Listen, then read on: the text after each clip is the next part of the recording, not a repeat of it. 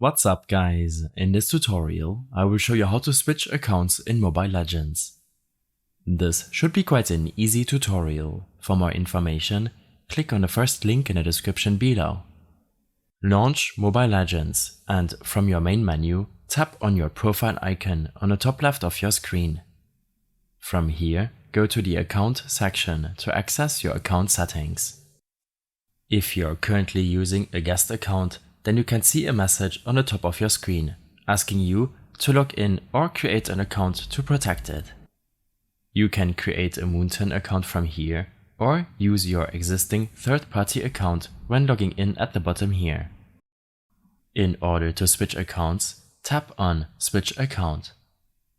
Be warned that if you're using a guest account and you proceed to switch accounts, all of your progress will be lost in the process. Make sure to log in with an account before switching accounts to make sure that you have access to your game progress.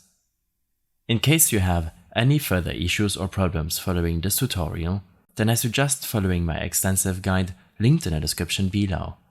I hope this helped you out. Leave a comment if you have any questions and see you in the next one.